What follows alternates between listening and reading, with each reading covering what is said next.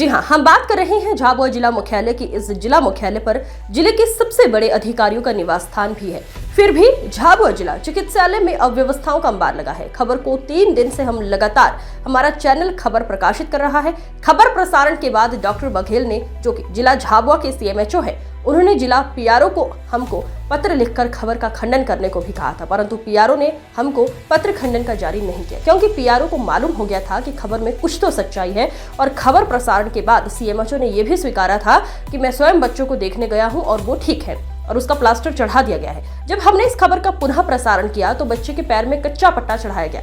मरीज जिसकी उम्र मात्र 11 माह का है, बच्चा जिसके पैर में फ्रैक्चर हुआ था। पट्टा चढ़ाने के पश्चात डॉक्टर अस्पताल स्टाफ पक्का पट्टा चढ़ाने के लिए मरीज के पिताजी शंकर से रुपए की मांग कर रहे थे। चूंकि शंकर एक गरीब परिवार से था, इसलिए वो रुपयों का इंतजाम नहीं कर पाया। इसलिए शंकर व उसकी पत्नी अपने 11 माह के बच्चे को लेकर अपने घर पर ग्राम पंचायत कुबेरपुरा पारा चले गए।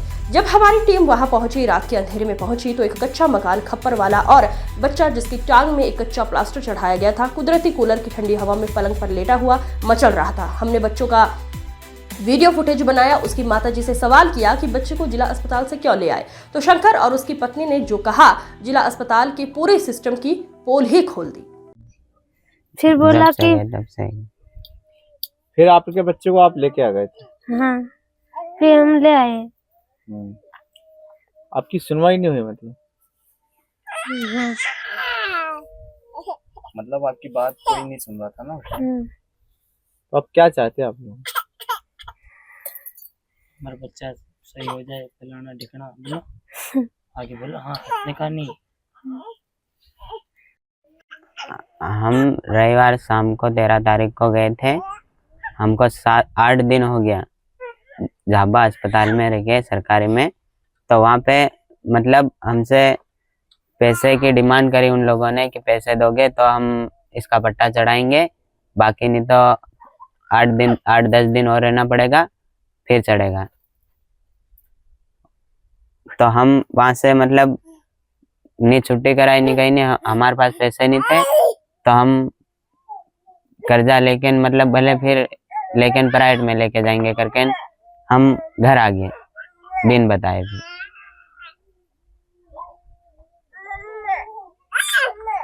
वो कुछ भी मतलब इलाज नहीं कराया उन लोगों ने। वो आते खुद मतलब खुद की मर्जी से लिख के ले जाते। वो वहाँ काम करता, वो मेरे को बोलता है इनको यहाँ से भगाओ, और वो सिस्टर मतलब वो चिल्ला के बात करते हैं हमसे। तो आपने इसकी कोई शिकायत किसी और से नहीं की क्या? नहीं, शिकायत मैंने फिर नहीं की। भैया हम गरीब लोग हैं भैया, हम पेमेंट होना चाहिए हमारे पास, तो मतलब कुछ कर सकते हैं हम आगे, पैसे हो तो। शंकर भाई, आप आदिवासी हो और भैया नहीं सुनती है, मतलब कुल मिला के वो उनको मिल चाहिए मतलब पैसे। अस्पताल में सरकारी में भी पैसे चाहिए, जो कि हमारे पास नहीं है। मेरे को पिताजी को लेके जाना था तो मैं आ गया। आपके पिताजी को क्या तकलीफ? लकवा हो गया और साथ में वो शुगर और बीपी हो गई। तो आप चारों तरफ से मतलब ज्यादा परेशान? हाँ भैया, बहुत परेशान है।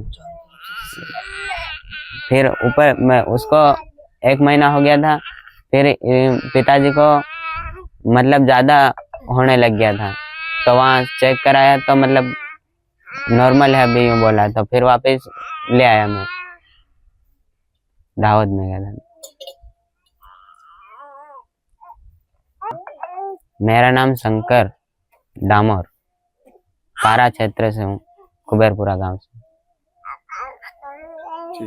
बोलो, आप बोलो। ते तमारा छोरो अस्पताल में भर्ती थो, ते तमारा इलाज जड़ियो कि नहीं जड़ियो? नहीं जड़ेगा। वो 13 तारीख से भर्ती था तो कुछ भी इलाज नहीं कराए। सिस्टर आती तो आयुष्मान कार्ड मांगती और बोलती कि आयुष्मान कार्ड होगा तभी इलाज करेंगे। एक सेकंड। झाबुआ जिला अस्पताल का किस प्रकार गरीब आदिवासी मरीजों का इलाज चल रहा है, वो खुलेआम पैसे मांगे जा रहे हैं। पैसे नहीं देने पर यदि मीडिया के सामने पीड़ित परिवार आते हैं, खबर प्रसारण के पश्चात इनका किस प्रकार से टॉर्चर किया जाता है कि वो गरीब परिवार अस्पताल में भर्ती मरीजों बिना इलाज के ही भाग जाते हैं, जबकि अस्पताल में ड्यूटी कर्मचारियों की ड्यूटी रहती है कि मरीज बेड पर है या नहीं। आखिर झाबुआ जिले का स्वास्थ्य विभाग का सिस्टम कब सुधरेगा? देखने में आ रहा है कि झाबुआ जिले में स्वास्थ्य विभाग के प्रति कितनी लापरवाही बढ़ती जा रही है, बहुत बड़ा आश्चर्य का विषय है। जबकि सरकार आदिवासी बाहुल्य जिलों में ग्रामीण इलाकों के गरीब आदिवासियों के लिए करोड़ों रुपए खर्च कर रही है, फिर भी धरातल पर सब शून्य ही नजर आता है। शंकर ग्राम पंचायत पारा के एक नजदीकी फलिया में रहता है, वहां पर ना तो लाइट का इंतजाम है और ना ही रोड। रात के अंधेरे में हमारी टीम जब वहां पहुंची तो देखकर बड़ा आश्चर्य हुआ कि सभी दूर अंधेरा ही अंधेरा छाया हुआ है। क्या हो सकता है? भैया पिताजी भी बीमार रहते हैं और मतलब ये फिर ऊपर से बच्चा गिर गया, फिर इनको लेके जाऊं कि बच्चे को लेके जाऊं कि चारों तरफ से मतलब मैं एक सब भाई अलग अलग हो गए, सब बोझ मुझ पे आ गया है, ये ऐसा है।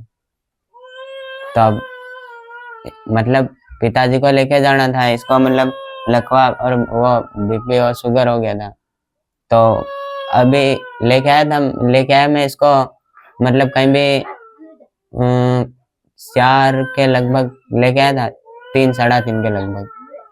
तो फिर मैं आया, इसको यहाँ पे रख के फिर मैं वापस काम करने गया पारा से आया था मैं, और फिर आप आ गए। ये बीपी होगी, इनसे काम धंधा नहीं हो रहा भाई।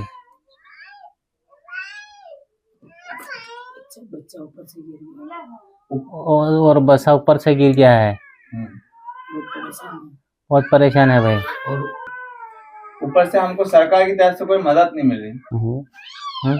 सरकार की तरफ कहीं मेरा ये जो मामला है ये मेरे संज्ञान में आया है और मैंने अस्पताल में डॉक्टर से भी बात करी है, और जिस तरह का जो परिवार की शिकायत है उसका जल्द से जल्द निराकरण करने का आश्वासन दिया है। डॉक्टर से भी मेरी बात हुई है, प्रशासन से भी बात हुई है। तो मुझे लगता है कि जो अभी तक इलाज अगर नहीं हो पाया है तो उसका जल्द से जल्द निराकरण हम लोग करवाएंगे।